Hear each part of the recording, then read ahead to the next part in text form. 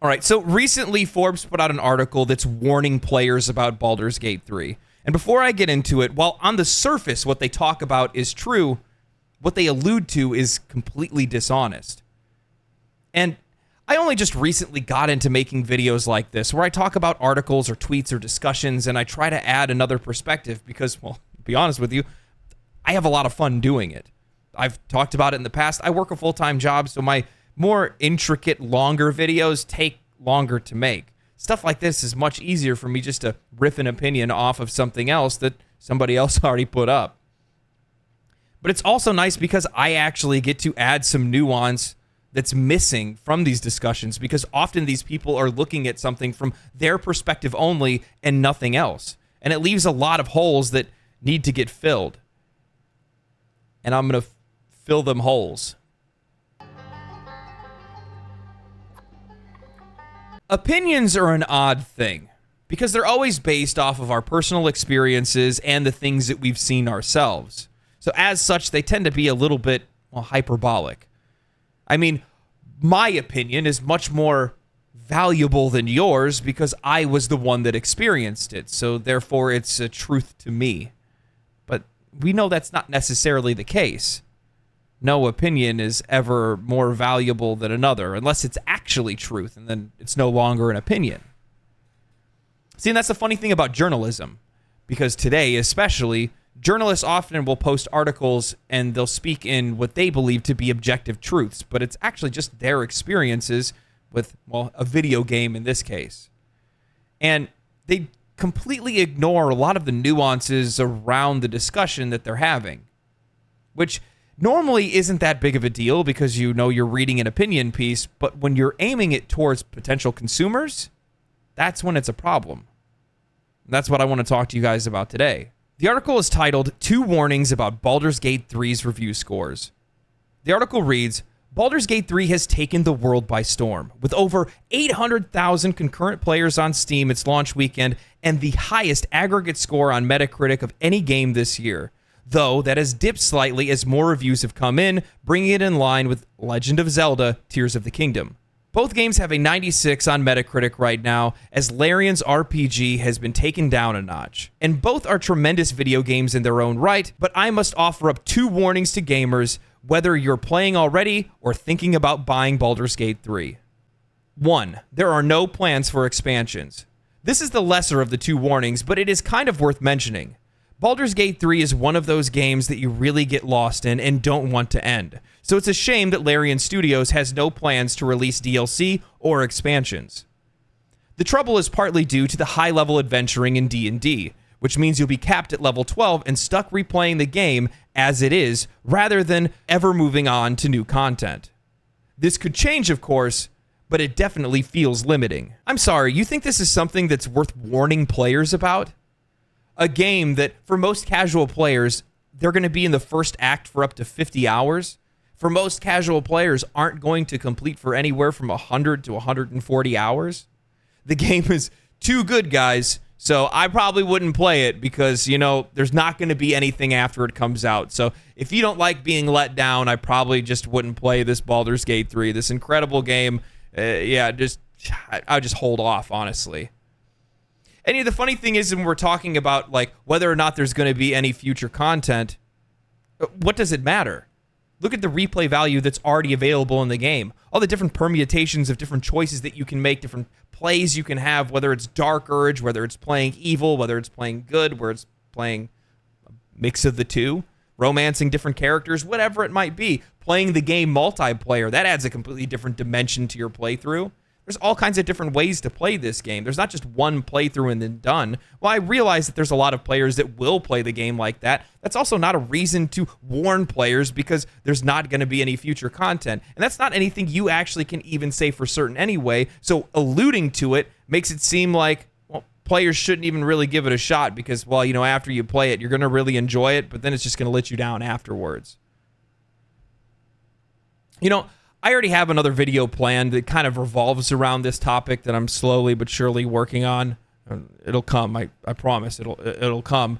But we don't know the future of Baldur's Gate 3, specifically because this game has performed well outside of the expectations of Larian Studios. For all we know, they could be looking at adding future content to the game. However, you also have to keep in mind this is the company that put on their website that they don't believe in microtransactions, and they believe in giving you a complete game experience from the initial purchase. DLC and expansions, that still falls under a microtransaction. Whether you believe it or not, it does. And the thing is that if you look at their other games, they never made expansions for those either. However, they did make a definitive edition. And that's something that we can talk about. Larian Studios released the definitive edition of Divinity Original Sin 2 about a year after the game's release, building upon the original game with a ton of different enhancements. Graphics and performance received an upgrade. The update also introduced new story content, dialogue, voice acting, quests, UI improvements, and some changes to the game's balancing, enriching the overall experience for the player. Furthermore, all of this content was free to players that had already purchased the game. I would expect something similar for Baldur's Gate 3. Now, of course, this isn't to say that there's no way there will be any future content for the game. Because as much as Larian Studios will say that they never planned to make any future content, they also didn't plan for the game to be nearly as successful as it is today. And the thing is, too, is if you want more Baldur's Gate, go play Divinity Original Sin 2. It's based off of the same engine, same kind of mechanics, same kind of humor. It's all there. You'll enjoy it. It's also one of the highest rated games of all time as well. It's also something that's critically acclaimed and something that a lot of CRPG players love. We gotta keep from trying to make every single game the last game or the only game that we'll ever play, where we just want them to put more and more content into the game, because I feel like this is something that gave birth to live service games. And that experience just loses its value over time, because the more and more content comes out, it's like TV shows when they get to their 8th or 9th season, where you're just like, okay, it's not even the same show anymore. I don't even know these characters. It's just watered down. Just enjoy the first experience of playing Baldur's Gate 3. Just like you did with the first few Halo games, or the Mass Effect series, or Dragon Age Origins, or Super Mario Brothers, maybe your first Final Fantasy game. There's nothing that's ever going to be there that's going to capture the magic of your first experience playing a game. So constantly just asking for more content can sometimes lead to, well, a less enjoyable experience. The article continues on. 2. Act 3 is a total mess. Don't take my word for it, gamers are having major issues with the game's final act. Baldur's Gate 3 runs great in the first act and pretty well in Act 2, but Act 3 completely screws the pooch. Bugs, glitches, and all sorts of performance issues are plaguing players, who are also reporting that they've lost hours to bad saves and other problems. It's not affecting everyone, but it's affecting a lot of people. Crashes, screwed up quests, pacing issues, and more make Act 3 a real slog to get through. And I'm a little surprised that so many reviewers had given the game a 10 out of 10 with Act 3 in such rough shape. Frankly, it doesn't seem that Baldur's Gate 3 was actually ready for release, despite years spent in early access. And this was rushed out the door prior to getting the necessary polish. This is one of those situations where I'm with them, and then I slam on the brakes and I fly out the front window of the car because I forgot to wear my seatbelt. But it's one thing to say that there's some issues, there's some bugs, and there's performance issues in Act 3, because there absolutely is, and that's not something that I would refute, because even me, with a pretty beefy PC, have some issues in Act 3.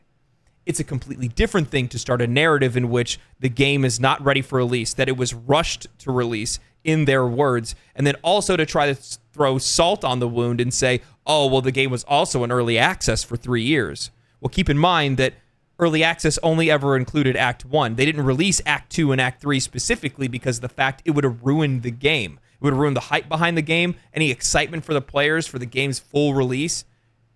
Simple as that. I think a really good example of this is something like Last Epoch, where there are a ton of players that are excited to play the game once it's fully released and completed. However, the hype really isn't there for a release because the game is technically already done. Yeah, there's some other things that they need to fix and some things that they're going to add to the game, but since the game is pretty much already fully fleshed out, the hype isn't there. The excitement's not there because the game's already there. I don't think Baldur's Gate 3 would be nearly as popular as it is today if they had had early access players already playing Act 2 and Act 3. It just wouldn't be the same. Sometimes after a game is released, the narrative starts to shift over time. It's recency bias. We tend to overemphasize our current experiences while estimating how things will look in the future, especially when we're talking about a game that can hold you in Act 1 for up to 50 hours while still completely enjoying the experience, while many full-price AAA titles can't. I think it's valid to point out the issue of bugs and make players aware of issues with the game. You can't ignore an important detail that gives this context. Many players are enjoying the game far too much to pay attention to bugs. Sure, we see them, however, it's easy to overlook issues when you're actually having fun playing the game.